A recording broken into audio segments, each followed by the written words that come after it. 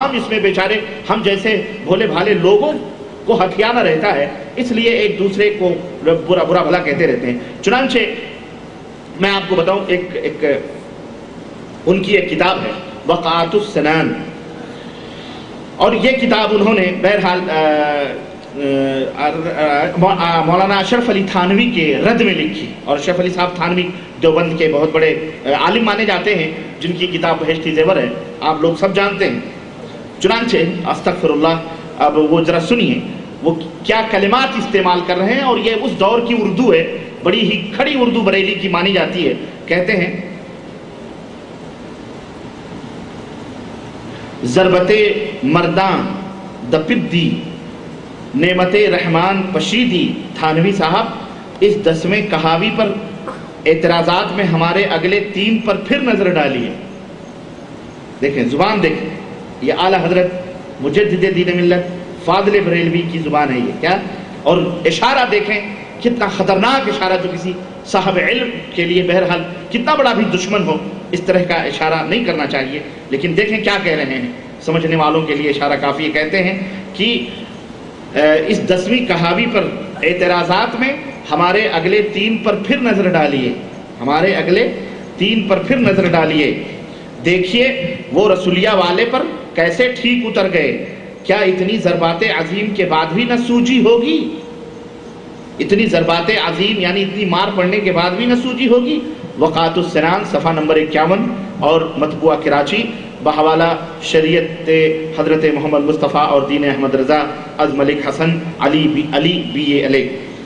एक जगह और लिखते हैं कि रसूलिया कहती है कि मैं नहीं जानती, मेरी ठहराई पर उतर, देखूं तो इसमें तुम मेरी 1.5 गिरह कैसे खोल लेते हो। अस्तगफिरुल्लाह,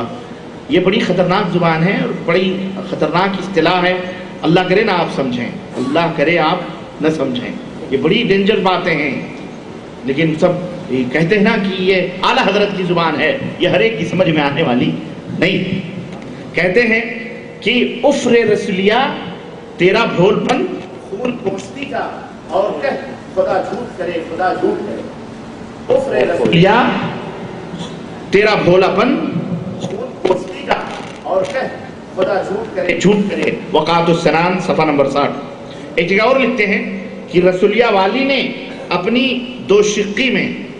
यानी 2 टुकड़ों में तेरा एहतिमाल दाखिल कर दिया, तेरा एहतिमाल दाखिल कर दिया। और इसी तरह अपनी किताब, उनकी एक किताब है खालिसुल एतिक़ाद, और ये किताब हुसैन अहमद मदनी के मुतालिक उन्होंने लिखी है। हुसैन अहमद मदनी जानते हैं इस वक्त हमारे हिंदुस्तान में मौलाना असद मदनी है, जमीयत उलमाए हिंद के प्रेसिडेंट हैं, और कांग्रेस पार्टी के बहुत पुराने बाप दादाओं से वरासतन वो सीट चली आ रही है। कभी कांग्रेस, कभी इंदिरा गांधी के चरणों में बैठा करते थे, आज भी वो कांग्रेस पार्टी के चरणों में बैठते हैं। तो हुसैन अहमद मदनी उन बाप हैं मौलाना असद मदनी के, जो दारुल उलूम देवबंद के जो है वो हैं, क्या कहते हैं, इस वक्त दारुल उलूम देवबंद के नाज़िम हैं और मुहतमिम हैं, यूँ समझ लें आप। उनके बाप के मुतालिक लिखते हैं अहमद रज़ा खान साहब कि कभी किसी बेहयासी, सुने, कभी किसी बेहयासी बेहया नापाक घिनौनी से घिनौनी बेबाक सी पाजी कंपनी गंदी कौम ने अपने खसम के मुकाबिल बेधड़क ऐसी हरकत न की। आंखें मेच कर गंदा मुंह फाड़ कर उन पर फख्र किए, उन्हें सरे बाजार शाया किया, और उन पर इफ्तिखार ही नहीं बल्कि सुनते हैं कि उनमें कोई नई नवेली हयादार शर्मीली बाकी नकेली मीठी रसेली अचेली अलबेली चंचल अनेली अयोध्या बाजी आँख ये तान लेती अविजी है, नाचने ही को जो निकले तो कहाँ घूंघट, इस फाहिशा आँख ने कोई नया गमजा तराशा और उसका नाम शहाब साकिब रखा। कुछ समझ आई आपके ये गालियों से भरी हुई जुबान है, ये मुहज्जब गाली है, ये मौलवियों की गाली है, की गाली है, ये आला हजरत की गालियां हैं ये। कहते हैं इसी किताब में लिखते हैं एक जगह, कहते हैं कि कुफ्र पार्टी वहाबिया का बुजुर्ग इबलीस लईन खबीसो तुम काफिर ठहर चुके हो, इबलीस के मसखरे दज्जाल के गधे, अरे मुनाफिको वहाबिया की पोच ذلیل عمارت قارون کی طرح، عمارت قارون کی طرح تحت الثری پہنچ چکی ہے۔ نجدیت کے کوے سسکتے، وہابیت کے بوم بلکتے اور مذبوح گستاخ بھڑکتے۔ خالص الاعتقاد صفحہ 2 سے لے کر 20 تک۔ اور اسی طرح شاہ اسماعیل شہید کے متعلق لکھتے ہیں اپنے کتاب الامن والعلا میں صفحہ نمبر 112 میں کہ سرکش، طاغی، شیطان، لعین، بندہ داغی محمد یہ اسماعیل۔ فتاوی رضویہ بڑی معروف کتاب ہے، اس میں لکھتے ہیں کہ غیر مقلدین اور دیوبندیہ جہنم کے کتے ہیں، رافضی شیعہ کو ان سے بدتر کہنا رافضیوں پر ظلم ہے۔ غیر مقلدوں کو رافضی شیعہ کہنا یہ رافضیوں پر بھی ظلم ہے، ان کی شان خباثت میں تنقیص ہے۔ اور کہتے ہیں جو اسماعیل کو، اسماعیل شہید دہلوی کو اور میاں سید نذیر حسین محدث دہلوی کہتے ہیں اس کا معتقد ہو وہ ابلیس کا بندہ ہے، جہنم کا کندہ ہے، اور یہ جتنے غیر مقلدین ہیں سب بے دین، پکے شیاطین، پورے ملاعین ہیں۔ خیر، یہ ان کی زبان کے بارے میں عرض کر رہا تھا کہ اپنے مخالفین کے تعلق سے مجدد دین ملت میں حاضرہ فاضل بریلوی، امام احمد رضا، امام اہل السنہ والجماعہ، امام الاحناف کہہ لیں، ہم اہل السنہ تو نہیں کہہ سکتے کیونکہ الحمدللہ اہل السنہ والحدیث ہم ہیں، لیکن ان کو ہم کہہ لیں امام الاحناف کہہ لیں تو،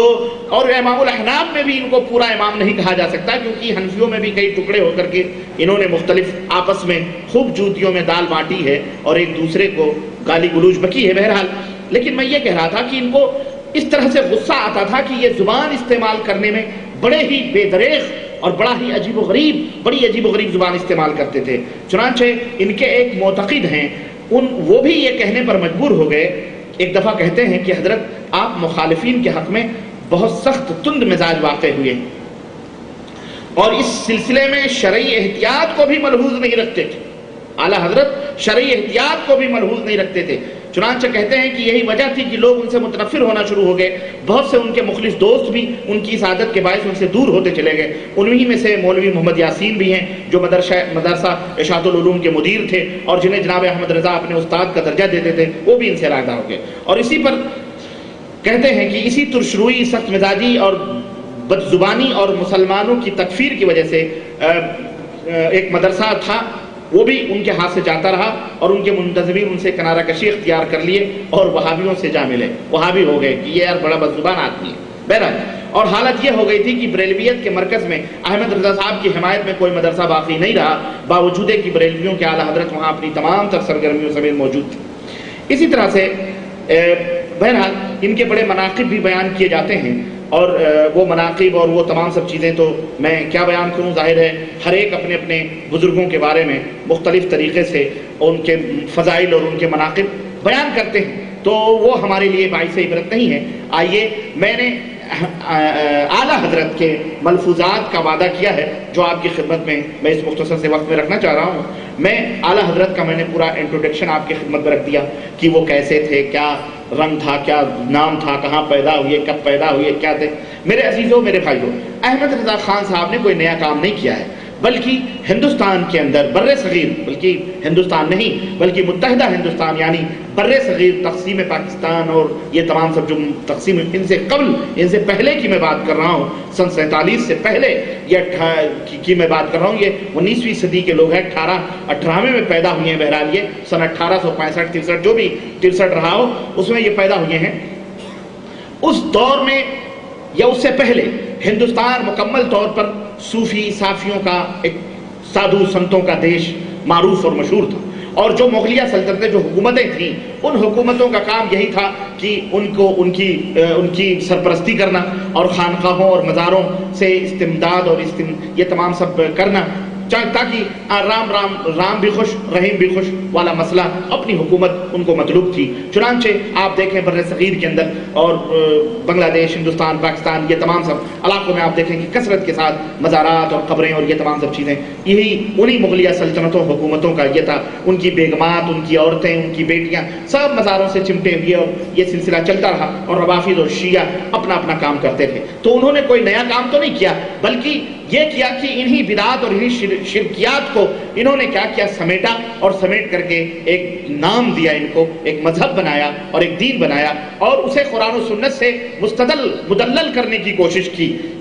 اور بیجا کوشش کی، جبکہ قرآن و سنت ابا کرتے ہیں، انکار کرتے ہیں۔ قرآن و سنت میں شرک کی یا بدعات کی، خرافات کی کوئی دعوت موجود ہرگز نہیں ہے۔ ہمارے نبی حضرت محمد رسول اللہ صلی اللہ علیہ وسلم تو اس لیے آئے تھے تاکہ وہ شرک اور خرافات کو مٹائیں، جاہلی رسم و رواج کو ختم کریں، انسانیت کو انسان بنائیں، انسانیت کو انسانی راہ بتلائیں، امن و سکون کا بول بالا کریں، اور دنیا کے اندر وہ بھٹکتے ہوئے لوگ جو کنکر و پتھر اور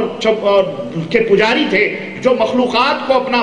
بادشاہ اور اپنا آقا سمجھتے تھے، جو بندے اللہ کے بندے ہونے کے بجائے انسانوں، مورتیوں ان کے بندے بن چکے تھے، اللہ کے نبی آئے ہی تھے کہ لوگوں کی غلامی سے نکال کر ایک اللہ کی غلامی میں ان کو پرو دیں، ایک اللہ کی غلامی کی لڑی میں ان کو ڈال دیں۔ چنانچہ اللہ کے نبی صلی اللہ علیہ وسلم کی تعلیم، یا اللہ کے رسول صلی اللہ علیہ وسلم کا یہ پیغام، یا اللہ کے رسول صلی اللہ علیہ وسلم کا لایا ہوا یہ دین جو کتاب و سنت کے اوپر مبنی ہے، اس کے اندر ہرگز شرک اور بدعات کی کوئی تعلیم نہیں مل سکتی۔ لیکن اس کے برعکس ہم دیکھتے ہیں کہ ہمارے ملک کے اندر اہل سنت والجماعت کا جو لیبل لگا کر یہ پارٹی، بریلوی پارٹی یا رضویہ پارٹی یا سمجھ لے رضائی پارٹی، جو کچھ بھی ہیں اپنے آپ کو یہ کہہ لیں، احمد رضا خان صاحب کے ماننے والے، جس میں انہوں نے باقاعدہ یہ بات کہی ہے کہ یہ دین ہے، ہمارا ہے، اور اس کے اوپر لازم رہنا، پکڑنا اور اس سے الگ نہ ہونا، اور اپنے ماننے والوں کو باقاعدہ انہوں نے تنبیہ بھی کی ہے کہ اس دین سے ہٹ کر کوئی نیا دین، کوئی دوسرا دین نہ استعمال کرنا۔ چنانچہ اسی طرح ایک کتاب کے اندر امام احمد رضا فاضل بریلوی ایک جگہ لکھتے ہیں اور عجیب و غریب انداز سے اپنے ماننے والوں کو، میرے عزیزوں، یہ تعلیم دیتے ہیں کہ اپنے ماننے والوں کو یہ تعلیم دیتے ہیں کہ سنو، کہتے ہیں کہ میں پورے 14 برس کی عمر سے تمہیں یہی بتاتا رہا ہوں اور اس وقت بھی یہی عرض کرتا ہوں، وصیت لکھ رہے ہیں، وصیت کر رہے ہیں کہ میں مکمل تمہیں پورے 14 برس کی عمر سے یہی بتاتا رہا اور اس وقت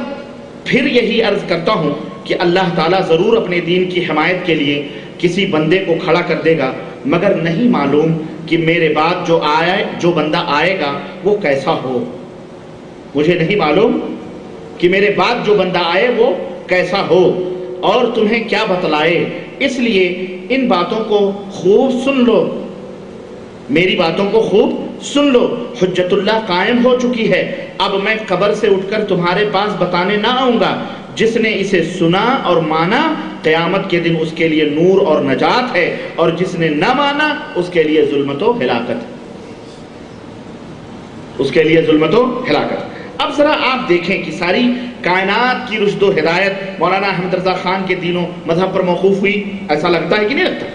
ساری کائنات کی رشد و ہدایت یعنی پوری کائنات میں صحیح دین اور صحیح مذہب پر وہی لوگ ہیں جو احمد رضا خان صاحب کے بتلائے ہوئے اصول اور ضابطوں کے اوپر چل رہے ہیں، اور ان کا جو عقیدہ اسی دین کے اوپر ہے۔ پھر اب آپ دیکھیں، پھر ذرا سوچیں،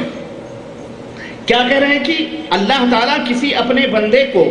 اس دین کی حمایت کے لیے کھڑا کر دے گا، مگر نہیں معلوم کہ میرے بعد جو آئے کیسا ہو اور کیا بتلائے تم کو۔ ذرا حیرت کی بات ہے عزیزو،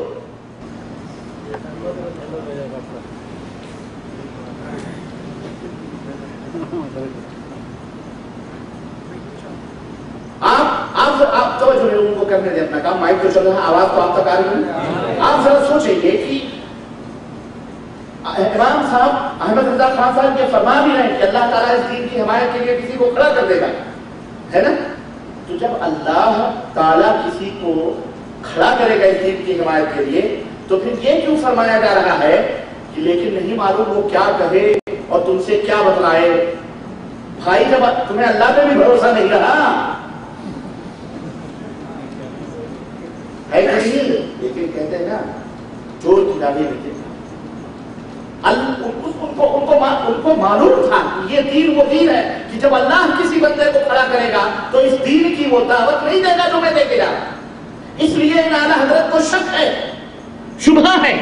کہ ظاہر ہے کہ وہ آئے گا تو اللہ کا بندہ ہوگا تو اللہ کے دین کی دعوت دے گا، وہ احمد رضا خان صاحب کے دین کی دعوت نہیں تھے. اس لیے جب تم ایک طرف تم کہہ رہے ہو کہ یقیناً اس دین کی حمایت کے لیے اللہ کسی بندے کو کھڑا کرے گا، اور پھر تم یہ کہہ رہے ہو کہ لیکن وہ بندہ جو آئے گا پتہ نہیں کیسا ہو اور تم سے کیا بتلائے. وہاں جناب اللہ جس کو کھڑا کرے، کیا اللہ تعالیٰ کی انتخاب اور اللہ تعالیٰ کی چوائس احمد رضا خان صاحب کو پسند رہی تھی؟ اللہ جسے منتخب کرے گا دین کی حمایت کے لیے، دین کی